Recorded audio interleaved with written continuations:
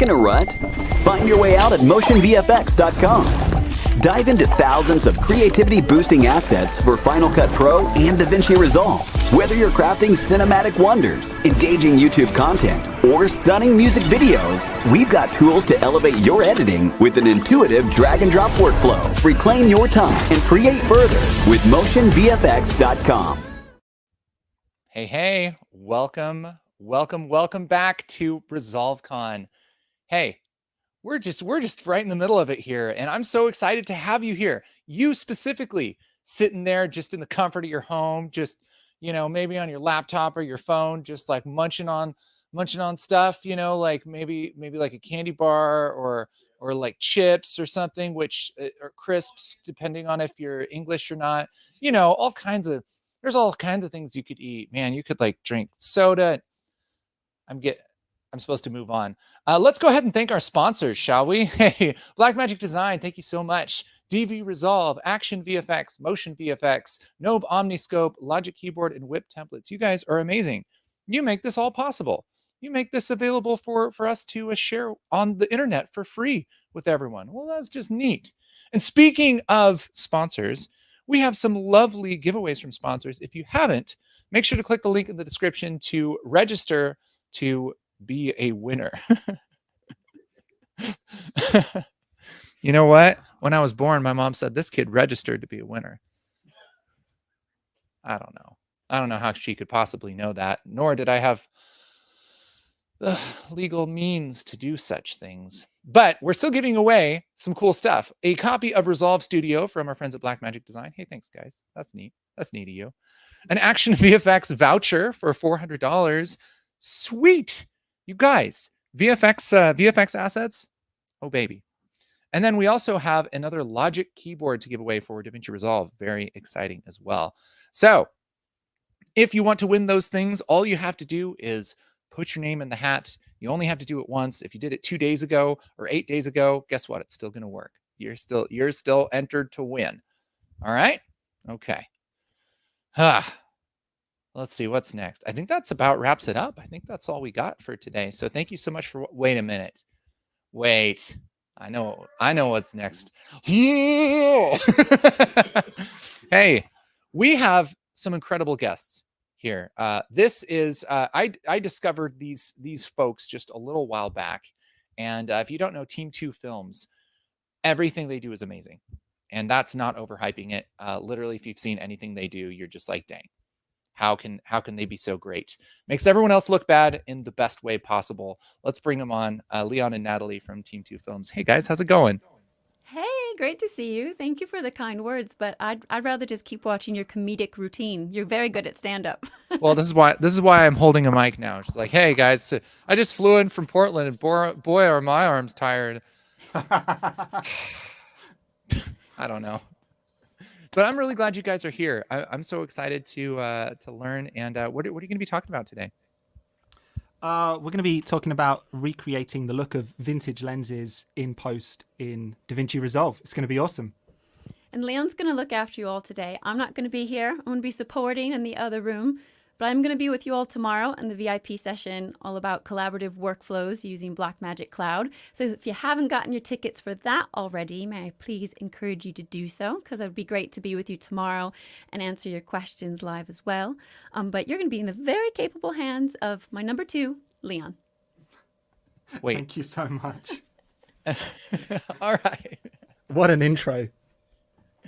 Oh, that's wonderful. She's great. She's a keeper. She's the keeper, that's for sure. Well, Leon, thank you so much for being here, man. And I'm excited to learn how to make any lens in DaVinci Resolve. This is exciting. Thank you for having us. Thank you for having us. All right, well, I'll let you get to it. Take it away. Awesome. Well, welcome everyone. So in this session, we're going to be talking about how you can recreate the aesthetic of vintage lenses in DaVinci Resolve. To give this discussion some context, I'm just going to talk briefly about where these looks came from and why they're popular. Because understanding the components that make a look, that arms us with the information that we need to recreate that look. So I'm going to pick out some important moments in the world of optics. Please, everyone, forgive me if I generalize for the sake of expediency. So let's begin. Those vintage looks that we're after, they mostly come from the 50s, the 60s, and the 70s. At the time, the two most popular processes for capturing movies was spherical 35mm and anamorphic 35mm. So here's a fun contrast. We've got Singing in the Rain and The Godfather sitting on the same slide. Here's a question. What do they share in common? Hey, Leon, I'm sorry. Oh, yeah. I'm sorry to interrupt you. Your mic is just a little hot. Oh, okay. Thank you so much. I'm glad you said. Is that better now? Yeah, talk a little bit. Hello, testing 1, 2, 3. Testing 1, 2, 3. Maybe just down a little more. It's testing just 1, 2. Still clipping a touch. Testing 1, 2, 3. Yeah. Is that the one? Yep, that's the one. Thank you so much. I'm glad you stopped us. Thanks. All right. So here's a fun contrast. We've got Singing in the Rain and The Godfather on the same slide. So the question was, what do they share in common? Well, they are 20 years apart, but both of these films were shot with Bausch and Lomb lenses. Singing in the Rain was shot with the original Baltar lenses, The Godfather with the Super Baltar lenses. So the next version, they have the same DNA though. Making lenses without computers is really hard, and as a result, these lenses have imperfections. It could be softness, swirly bokeh, focus fall off. They've got a definite look, but make no mistake, that look is imperfect. So I've got another quiz question for you here. What do the Robe and Star Wars have in common? Again, they're about 20 years apart, but they're both shot using CinemaScope lenses. The Robe was shot with some of the earliest that were made. Then in the 60s and 70s, Panavision took some of those early scope lenses, mind you, not the same ones that the Robe was shot with, but their descendants, and they rehoused them. They fixed some of the mechanical and optical issues, but again, at their heart, these lenses had the same DNA. So both films exhibit the same strong anamorphic characteristics. I mean, if you look at these images, look at those vertical lines in the Robe. They're bent at the edges like bananas. Well, look at the image from Star Wars as well. It's got the same barrel distortion. It's got the same focus fall off. It's a little bit better, but you can see they both have the same characteristics. So lenses of the era, they exhibited the following characteristics in varying degrees. And this session is about how you can add those things to your images. But this is weird because back then cinematographers were trying to get rid of those things. There was a desire to perfect and control the image as much as possible. So for the most part, these undesirable characteristics, they weren't artistic choices. It was just the best that they could do with the technology that they had at the time. So moving on again, we're going to jump forward in time. Between the 70s and 90s, there were these big leaps forward in optical design and manufacturing. Beforehand, if you wanted to shoot widescreen, the only way to do that was with large format processes like 65mm or with anamorphic lenses. But now film and optics had got so good by the 90s that you can finally shoot spherical on 35mm and just crop the image down to your desired aspect ratio. And that had this big plus because getting rid of all of those anamorphic imperfections was a huge help for this new thing called CGI, because it was a lot easier to composite onto a clean and consistent image. So actually, a lot of your favorite widescreen films from the 90s and early noughties are shot spherically. For example, Jurassic Park, or here's a 2.39 extracted from spherical 35mm in Independence Day. Look how clean that image is. There's no distortion. All of those vertical lines are straight. And here's just one more example. Lord of the Rings, shot spherically. So let's jump forward again. This time set your time machine for somewhere around 2010. And image and optics, they've continued to improve, thanks in a big way to digital cameras. And as the clarity of the image improves, something interesting happens. There is a new generation of directors who don't want clean images. They want ones that more closely resemble their memories of cinema. They want images that evoke nostalgia, images that remind people that they're watching a movie.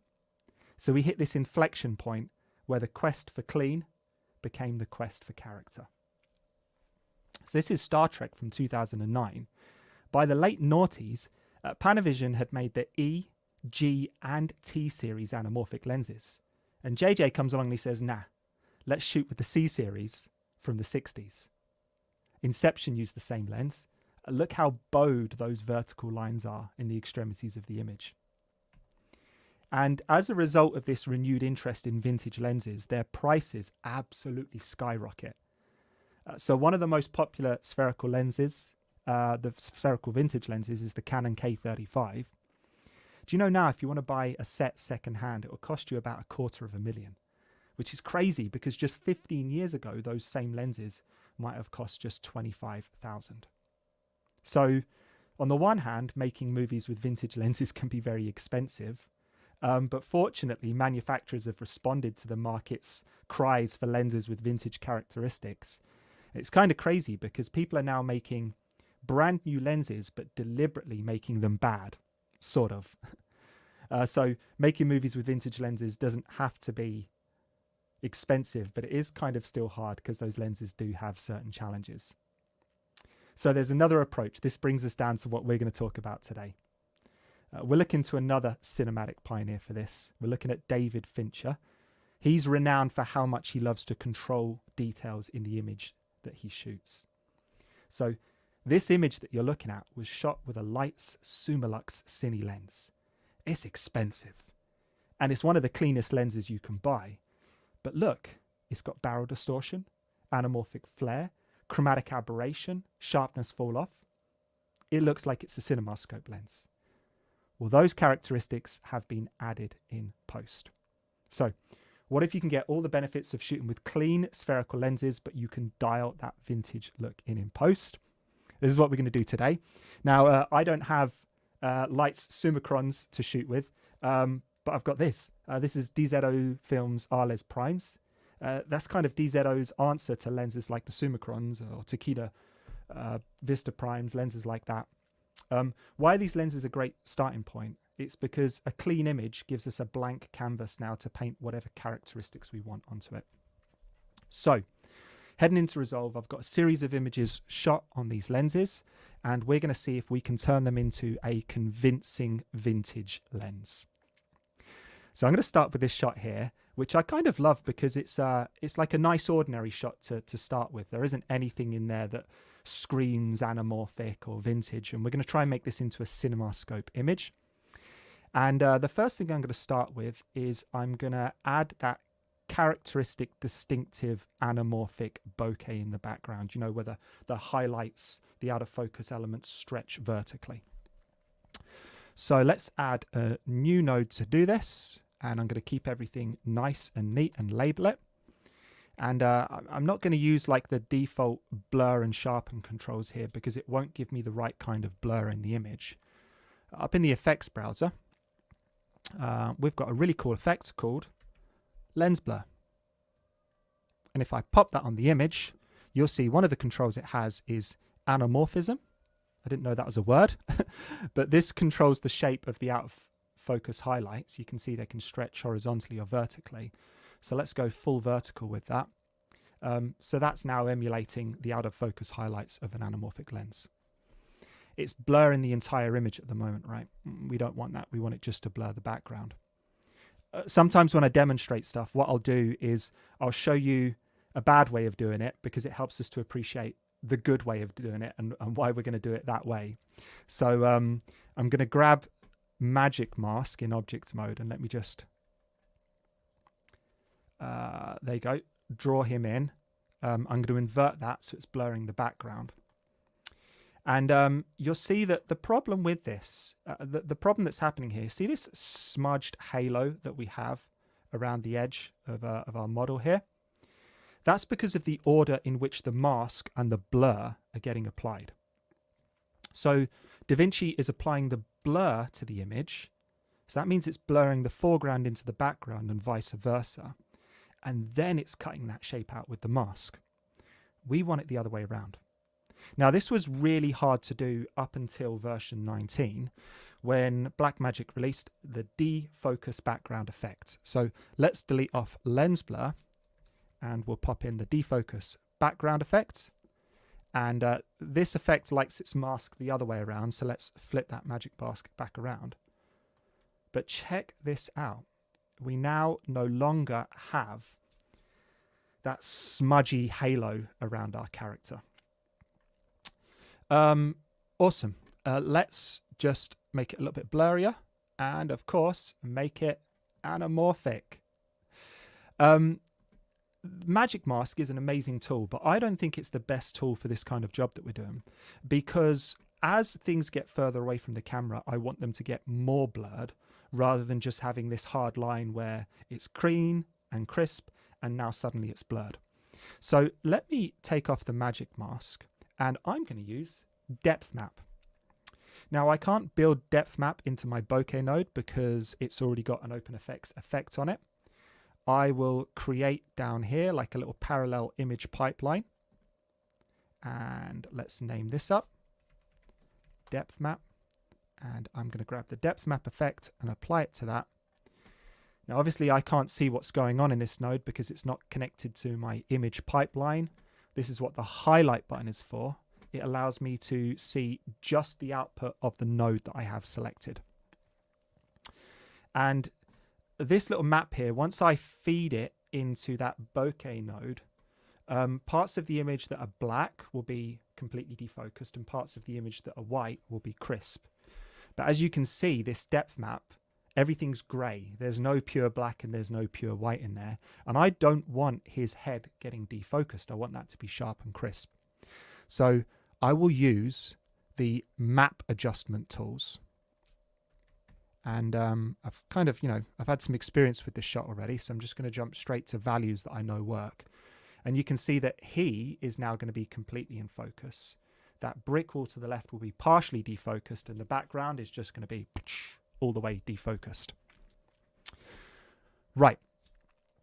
Normally with depth map, you'd hit depth map preview, turn it off, and then I would be able to link the key output of this node to the key output of this key input of that node. Here's a little hot tip for you. I like to leave depth map preview turned on because it makes it easier when I need to come back and manipulate my depth map.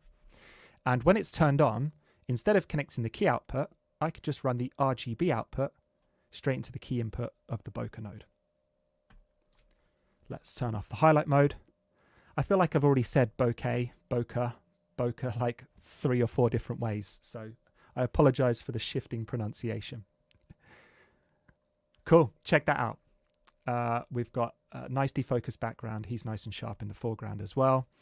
Do you know what I think I'm going to do? I'm just going to add a little bit of expansion and a little bit of blur to it to help clean up some, the bits where the depth map hasn't entirely worked out what's in the foreground and what's in the background. A little blur covers over a lot of things. This is looking great. So next thing, like we've got a shopping list of characteristics we want to introduce to this image. The next thing I'm going to add is some distortion. I want that signature CinemaScope distortion. Let's make a new node, label it, head to my effects bin, and I'm going to use the lens distortion effect. And you know what's kind of cool here is I'm happy with the default settings. They look good. Not too much distortion, not too little distortion. So I'm not going to make any adjustments to that. But because it's distorted the edges of the image in, I do have a slight problem here. Because obviously I don't want this sort of retro TV shape on the image. So I need to zoom it in, crop back in on the image. I can do that in the sizing tab.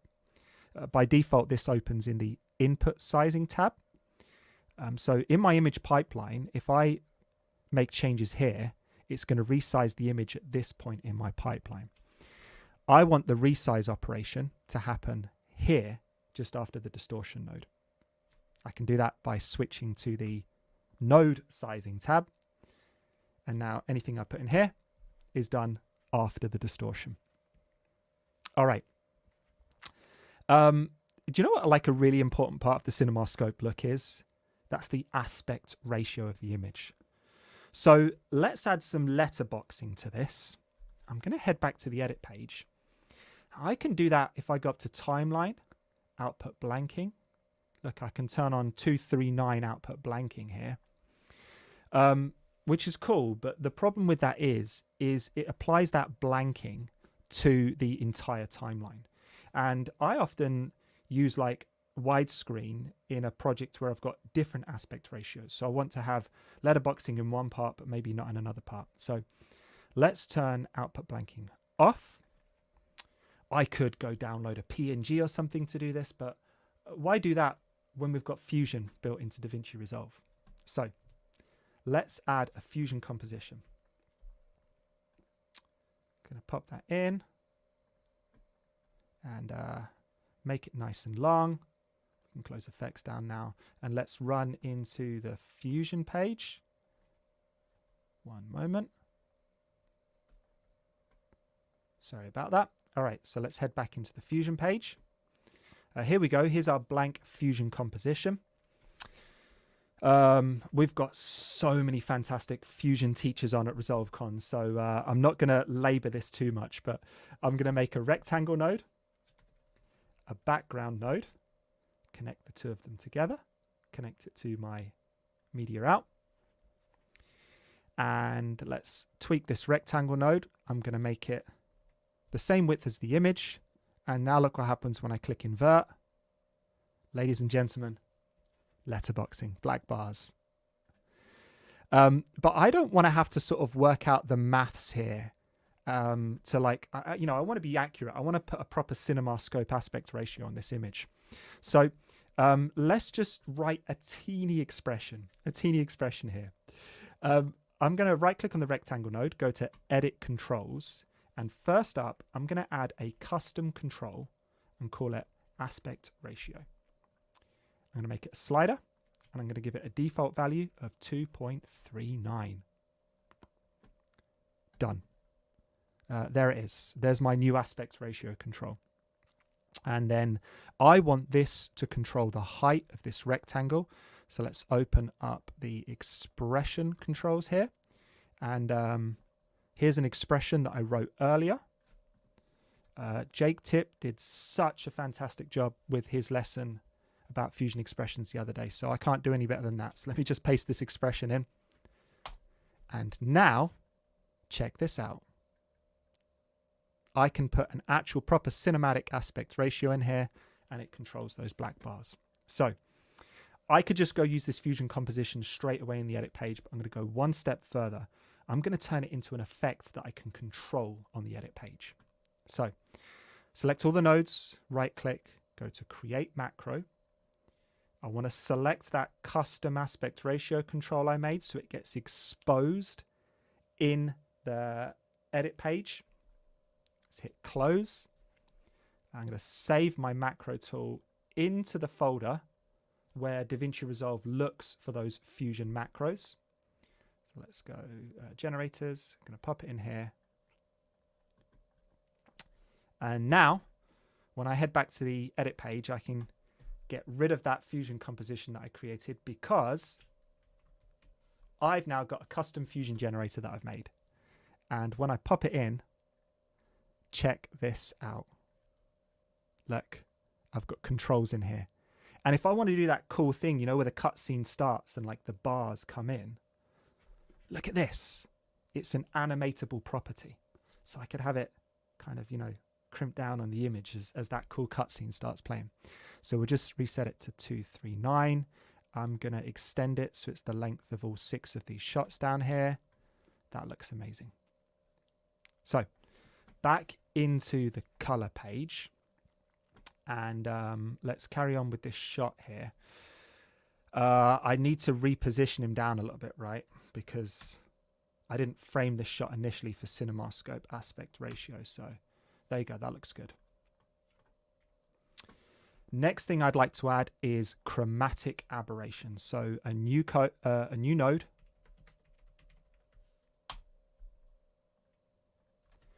And for this, I'm going to use the chromatic aberration removal tool. This is actually for removing chromatic aberration. But you know what? If you crank it up a little bit, you can actually get it to reintroduce chromatic aberration into the image. So let me zoom in on some of these bright highlights that are on the couch. I'm just going to ease this up a little bit. And maybe let's not go too far. But look, now you can see chromatic aberration on those highlights on the sofa. Next feature, let's add some focus fall off. So new node, you know the drill. Let's name it. And again, I'm going to use that defocus background effect for this. And yeah, let's crank that blur up a little bit. Let's make it anamorphic. I need to create a mask to control where that blur goes in the image. I'll do that with a power window. And let's make it a little bit larger, make it a little bit softer. So this is like one of the really cool things about building these looks in post, because with an actual genuine vintage lens, the focus fall off would be centered in the middle of the lens. And I've got like a 1/3 composition here, you know, where my subject's off to the side, and he'd be right in the soft part of the lens. But because I'm recreating this vintage look in post, I can just go boop and move that over and now centralize it on my subject. So I'm getting more creative control in how those vintage characteristics are expressed. There's one last thing that we're going to add, and that's a vignette, or a vignette as it's spelt. I'll make another power window, and just like with that focus focus fall off, my apologies, I can control where this vignette goes in the image. So again, I'm going to centralize it on our subjects over on the right hand side. Let's invert that mask and then use the gamma tool just to bring a vignette into the image. This is looking pretty good. There is actually one more thing though that I'd like to do to the image, because all this softness that we've added to the image, we don't want people to watch this image and think, ew, you know, that looks soft. Also, this softening will have softened the grain and the noise that's naturally in the image. So when you do VFX work, sometimes, you know, you clean out the grain and then you make sure you apply it again afterwards, because images don't look right unless they've got that grain on them. So yeah, all this blurring will have destroyed all of the grain in the background of the image and anywhere where our defocusing effects have touched the image. So I'm going to head into the timeline node tree and I'm going to add some grain. I could do it with the film grain effect, but actually I'm really digging using the new film look creator introduced in version 19. So let's drag that on. I'm going to use the clean slate preset so I can build it up from scratch. And I'll turn on grain. Usually, you know, I try to be temperate with grain, but because we're pushing this stream out over a really compressed signal, I'm just going to crank it up more than usual to make sure that it's visible and that everyone can see it. So there we go. There's the grain. And while I'm here, I can't resist it. Let's just put a teeny bit of a film look on this by using the Rochester film look. And there we go. Let me demo this on and off. So the original image, our fake CinemaScope image. And by the way, this clip that I'm working with is 8.6K raw footage from a Sony Burano. These effects are super processor intensive, so real-time playback would be a real challenge with this. But I've had render caching turned on the whole time, and you can see that just as quick as I've been building up this effect, these nodes have been turning blue to indicate that they're render cached. So I get completely smooth playback on this shot, which is really cool. I'm pretty pleased with that. I think that's looking pretty good. Obviously, a video has more than one shot in, so we need to be able to apply this look consistently to a collection of shots. And we don't want to turn every single shot into a major VFX job. So let's see how easily this look copies between different images. So the first image here, I feel like we're cheating because it's basically the same shot, but I'm just going to middle mouse click. So I'm clicking down on the wheel on shot 1, and you'll see that that copies the entire grade across. And there you go. As expected, I mean, that one works perfectly because it's the same shot. Let's set this grade up as a gallery still to make it easier to apply to other shots in the timeline. So Darren the other day had some really good suggestions about this. When you set up a gallery still, like a template that you're using on a lot of shots, is you want it to be set up like in its vanilla mode, so that when you pop it onto another shot, you've not got to change settings constantly. So let me move the focus fall off and the vignette back into the middle of the image. And now I'll right click on it and grab a still. So there it is in my gallery. Right, let's apply it to this shot. I've already got a color grade, a primary color grade here. So I don't want to destroy that when I apply this look. So instead of just double clicking and writing this still onto the node, I'm going to right click on it and I'm going to go append node graph. So it will add it after the primary grade that I've already got in there. And because this shot doesn't really have a background to speak of that is going to want to get removed, to get thrown out of focus, I might as well just disable the depth map and the bokeh node. And, you know, maybe this isn't the best shot for showing off strong vintage characteristics, but look, we've got the cool focus fall off at the top and the bottom. And if she was to move around the screen, actually, you'd be more aware of the distortion because you'd see her shape changing slightly as she moves from one side to the other. So that's just something to keep in mind. Let's move on to the next shot. Oh, look, it's me. So let's do the same thing. Let's append the node graph. And I mean, like, oh, I think that's worked pretty good. Like, considering that was built on a different shot. Let's turn it off. So this is before. Look, straight lines in the background, okay? And then when we turn it on,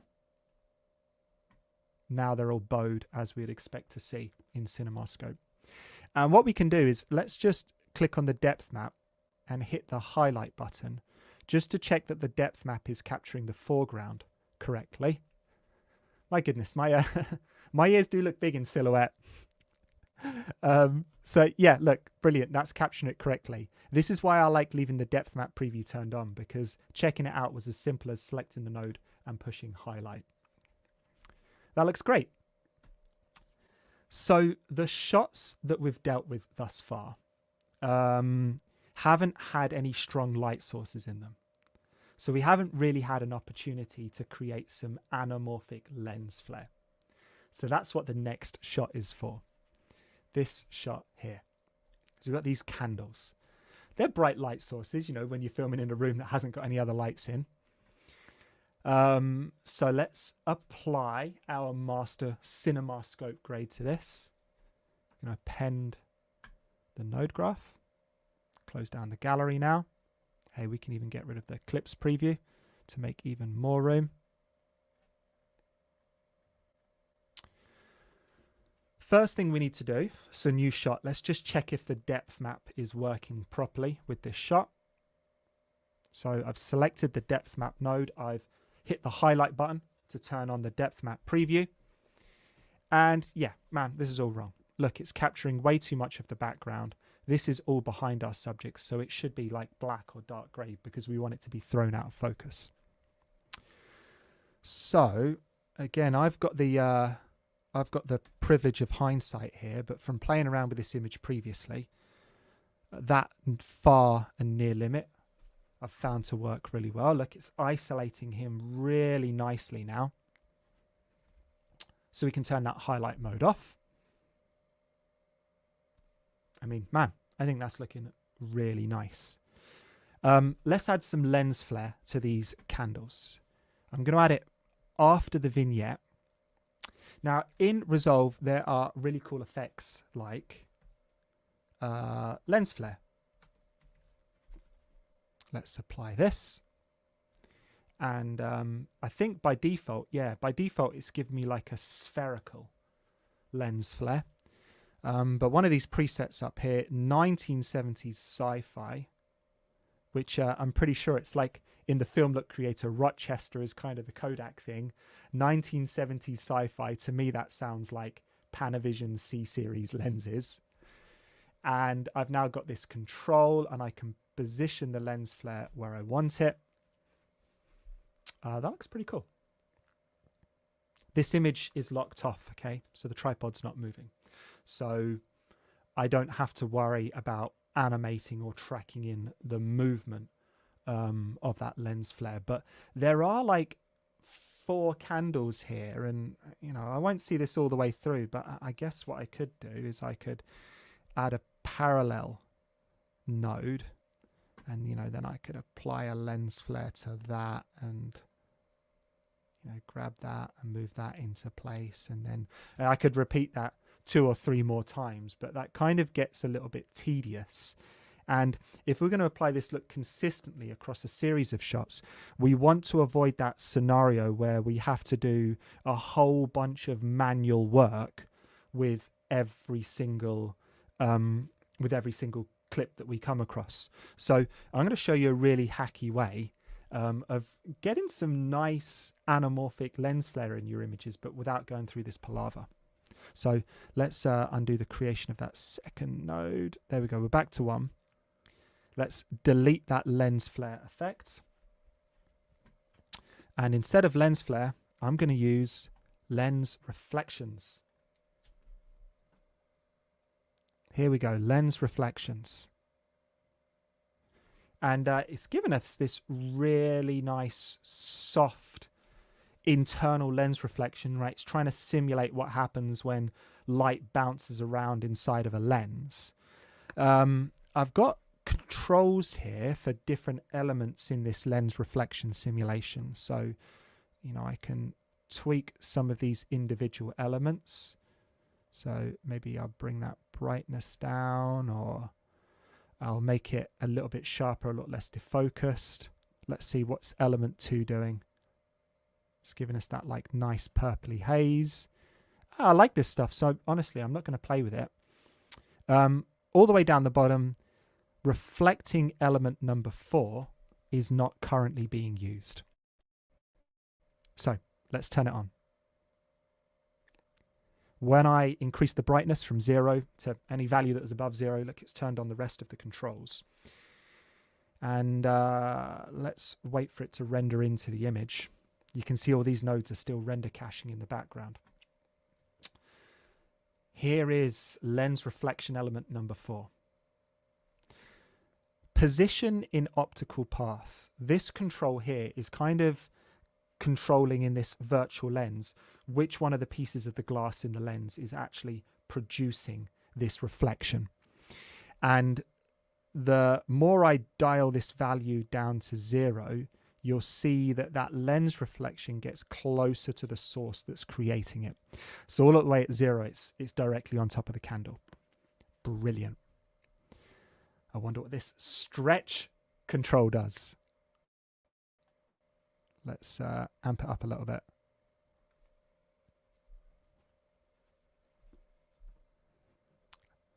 There you go. Check that out. We've stretched and elongated that lens reflection, and now it kind of looks like an anamorphic flare. Let's give it a little bit of fall off. If I want that Panavision C-Series vibe, look, I can turn the lens coating on to blue, run colorize up a little bit, and now I'm sort of getting that C-Series anamorphic flare. The thing that I don't like with this flare at the moment, though, is because it's being generated by such a large light source, the flares, the bands are actually kind of quite thick. They're too thick. I want like a thin line. And there is a control that will help us somewhat with that. Up the top, I'm going to change the output from Final Composite to Isolated Source. And that's going to show me the portion of the image that's being used to generate these lens reflections. There it is. And you can see, look, it's including a whole bunch of the candle. I don't want it to. So open up Isolation Controls. I'm going to turn the gamma down. And I'm going to turn the brightness down. And like, I won't spend too long perfecting this, but you can see, look, I'm making the portion of the image that's generating those flares smaller and smaller. And now, when I go back to Final Composite, we've got finer lines on those lens flares. Now, this is really fun. I've actually got an image here, the same scene that was shot on an actual genuine anamorphic lens. Is this guy here. And I don't think like I'm too far off producing something that's convincing with just the basic tools that come in DaVinci Resolve. If anything, I think ironically, I've made my fake anamorphic shot look more anamorphic than the actual anamorphic shot. But hey, I like it. I think it's looking pretty cool. So thus far, we have focused on creating a CinemaScope vintage aesthetic. Let's do a spherical example. So I'm going to use this shot for this. And we're going to kind of follow a similar workflow to what we did with our CinemaScope demonstration. The first thing I want to do is I want some way of isolating the foreground against the background so I can add blur to the background, not to the foreground. So let's set this up. Add my defocus node here. And again, like before, I'm going to use the really cool defocus effect. And let's crank it up. I don't need to make this one anamorphic because I'm trying to do spherical lens blur. And then I'll add a corrector node down here. And this time I am going to use Magic Mask. I'm going to use Magic Mask in the person mode. And we'll draw Natalie in and connect the key output to the key input of the defocus node. And there you go. Background blurred. Now, we've got an issue here. The mask isn't perfect. So popping it into better mode really helps clean this up. Look at that. That edge is a little bit too sharp for me. So we'll add some blur. And sometimes when you add blur, or when you add too much blur, or your mask's not perfect, you kind of end up with this iPhone portrait mode look, where there's this weird smudge around the edge. You know, it can't work out if that's foreground or background, and it's blurred both of them a little bit. The foreground's blurred too much, the background's not blurred enough, and you get this kind of weird halo effect. So if you ever get that, what I like to do is to shrink down the mask a little bit, and it moves that transitional blur area. Instead of being on the boundary between the foreground and the background, it moves it onto the foreground itself. And if anything, it adds to that vintage look because it just makes the lens look a little bit softer. So I want to do one of those swirly bokeh looks like we saw in the Singing in the Rain example shot. You get them with Helios lenses, you get them with Petzval lenses. So let's see if we can emulate something like that. I'm going to add a new node here. I'm going to call this radial blur because guess what? I'm going to add the radial blur effect to it. And let's just preview what this node is doing and nothing else. I'm going to turn highlight mode on and you can see it is doing what we asked it to. It's adding radial blur to the image. But I don't want the blur to affect the foreground. Well, I can reuse that magic mask that I created earlier and feed that into the radial blur node. And well, not unfortunately, but like by default, it's now blurring the wrong part of the image. Instead of flipping the magic mask on this node down here, I'm just going to flip the key input on the radial blur node. So I'll go to the key control and just invert the input key. And I also don't want the swirly effect to be too much in the center of the image. So I will also add a power window to this node. This often happens, right? When you add a power window or something, depending on what you're trying to do, initially it's the wrong way round. So it's actually selecting the middle. I want it to deselect the middle. All I need to do is invert it. And you can see now that we've got a combination of the magic mask. You can see that down here. And the power window that I created in the middle. Okay, let's turn off highlight mode. And I think maybe I went, I was going to say I went too strong with the radial blur, but I like it. Let's just go to the defocus node and we'll amp up the highlights in the defocused part of the image so I get more of those bokeh balls in the image. And while that isn't exactly like swirly bokeh from a vintage lens, I think it's a pretty cool start for not actually having shot with a vintage lens. So I got one more example to show you. This shot here. It's time for some more anamorphic lens flare.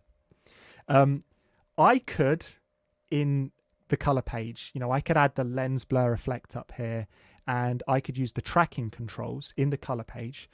You can switch to the OpenFX tracker tab, and I could use that to track the anamorphic lens flare onto this torch.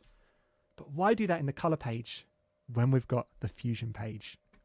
So let's jump over to the Fusion page.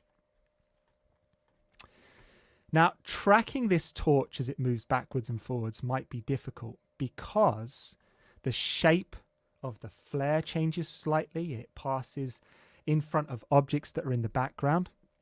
So here's a really cool trick to make it easier to track this. I'm going to add a Luma keyer, and I'm going to feed the image into it. Let's equip it in the left-hand viewer.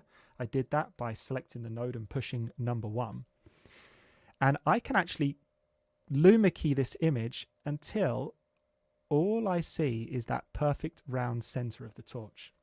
And I can do that because it's the brightest part of the image. So now, check this out. If I add a tracker to that, and we'll position the tracker on top, this thing tracks like butter. Check this out.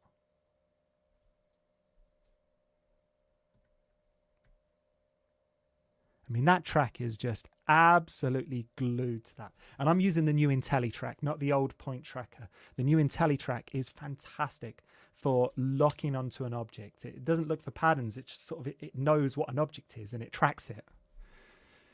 So now that we've done that, let's add a lens blur effect.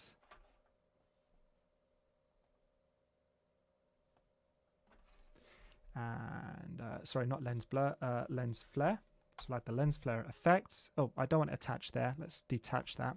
I want it attached down here into my main image pipeline. Let's set it to that cool 1970s sci-fi preset. And under the position controls, if I right click on position, go to connect to tracker 1, IntelliTrack 1 path, that tracker that we just created, select position, and look at that. That lens flare is just absolutely locked onto that torch. Let's head back to the color page where we have the benefit of seeing it with my color grade. So, man, that's it. That's all the examples. Just a quick recap in like the 30 seconds that we've got left. Recreating this vintage aesthetic. A couple of important steps. We needed to understand what made those looks look like they did. Be able to work out the ingredients that were used, or the ingredients that were part of that look. The distortion, the way that out of focus highlights blur, the focus fall offs at the tops and the bottom, how the distortion looked.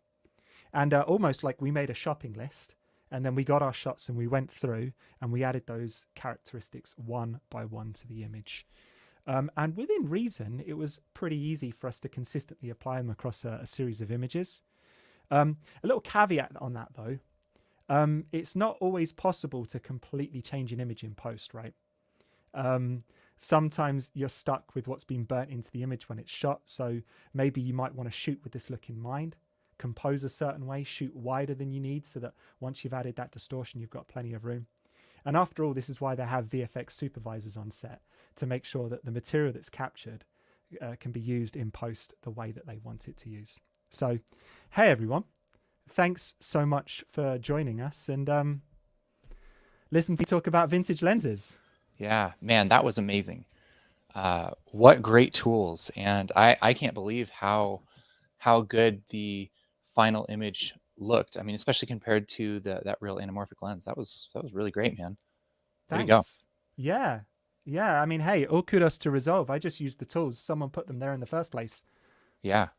Well, that's pretty cool, and that's neat that you can kind of do a lot of that in the color page. You don't have to necessarily jump into Fusion a lot. Yeah, that's awesome. Yeah. All right, we have a few questions. Let's do it. All right. What is your favorite lens aesthetic or favorite lens to emulate? Oh, that's a good question. I love them all. Because it's fun to get to talk about the history, and we can sort of swing to extremes, and like everything has to be vintage, but like there's a time for stuff to be clean, there's a time for it to be vintage. it's fun because I've got some anamorphic lenses, and they are like sometimes a genuine challenge to shoot with, because you want to put someone over in the corner and you can't, and they sort of constrain the way that you have to shoot. Yeah. But I mean, you know, of all of the looks, CinemaScope is the one that sort of stands out. It's got the most character of any look, I think, that you can apply to an image. Yeah. Wonderful. All right. Next question. Why did you choose the color page for this kind of image manipulation and not the fusion page? Is this a preference, or those tools behave differently depending on what page you're working on? That's a great question. So my mantra is always use the simplest tool possible before you escalate to the more complex tool. Can you talk a little closer to the mic, please? Yeah, I'm so sorry. It's Sorry okay. about that. Yeah, so like my mantra is always use the simplest tool possible before you escalate to the more complex tool. So you can do some of these things in Fusion. If I can do them in color page, I get all of the benefits of being able to easily copy effects from one node to the other. There were things that we did, like that lens reflection effect that we put on the shot with the candles. Because it was kind of hard with the lens reflection tools, getting the candle light sources to sort of be a point light source to drive that lens reflection. That would have been a great opportunity to use Fusion and the color page. Yeah. Because I could have keyed the candles, sent that to a separate media out node, and then plumbed that into my lens reflection node. So yeah, I can do it in Fusion. I can do it in color. Color has a lot of benefits of being able to copy it from one node to the other, and I'm trying to repeat this across a lot of other shots. Could I do a better job in Fusion? Hands down, yes. But you might have 50 shots that you need to complete in a video. Yeah, exactly. All right. About the aspect ratios, can we make like a reverse letterbox, like a column box thing with that same effect? Yeah, and you know what? If I put a little bit more effort into that, we could script that slider so that if you slide below the aspect ratio of the timeline that you're working in, that it starts to pillar box it instead. Yeah. And I think that's probably something that we'll try and do for a future video, and we'll make that effect available for everyone to download. But yeah, for sure, you could absolutely do that. Great. Okay. Where would this process fall in your workflow, before or after color correction and VFX? That's a good question. So kind of in the workflow that I had there, I was popping the lens aesthetic that I was building after any primary corrections that I'd made to the image. And the reason is because things like lens reflections inherit the color of, you know, their source in the image. So you use some anamorphic lenses, and, you know, if you shine a red light in it, you'll get a red flare. So that needs to happen after you've set the color that you want in the image. And because these looks are destructive to the image, generally in any color grading workflow, you put your looks at the end. Because if I'm adding grain and mashing up colors and distorting things, if I try to do my color grading after that and I wanted to pull a key or magic mask something, it's going to make it more difficult for that tool to work. So that's why they're kind of coming at the end of the pipeline. Yeah, totally makes sense.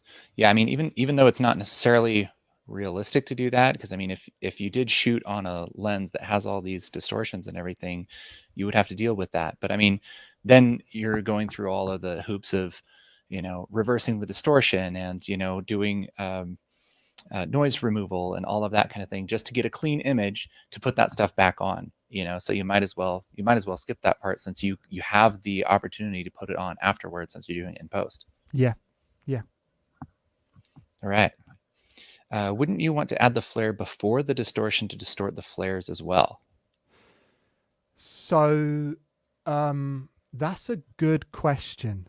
Do you know what I'd have to do?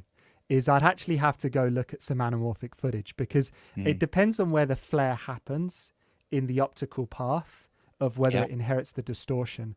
And there are some lenses that have their anamorphic blocks at the front. There are lenses that have their anamorphic blocks at the back.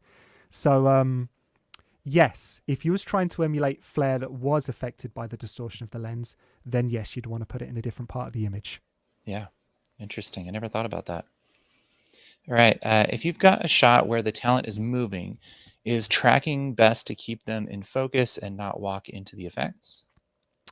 Good question. So, if I'm understanding this correctly, this is one of the reasons why I liked using depth map rather than magic mask to isolate the foreground. First of all, because it gave me all of the shades of out of focus, in between the background and the foreground. But the cool thing is that if I was to use magic mask, every time I apply that grade to another node, guess what I've got to do? Retrack the magic mask. Yeah. The depth map just sits there and does its thing in the background. And you might have noticed as well that I always connected the depth map to my image input. So I've got node caching turned on. And that means if I change any of my primary corrections or anything downstream, I don't have to recache depth map because it's not upstream of those changes that have been made. So, yeah. That's really smart. Love that. Yep. Let's do one more.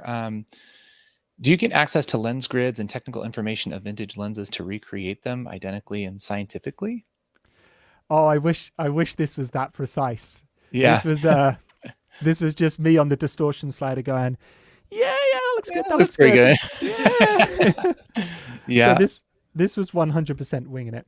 I guess if we were working in a world where, when proper VFX gets done, and I say proper VFX by someone who's not me, but they're compositing it, like Star Wars, the new films, all of these digital effects, and they're probably shot an anamorphic C-series lens from Panavision. They have to apply the distortion and those vintage characteristics to the CG to composite it back with the image. Yeah. They're not winging it. I was winging it. They would have done it scientifically. Yeah. Yeah. I mean, it's one of those classic things of like, yes, it's better to do that. Can you get away with it doing it this way on a lot of projects? Absolutely. Yeah. Oh, Yeah. that's awesome.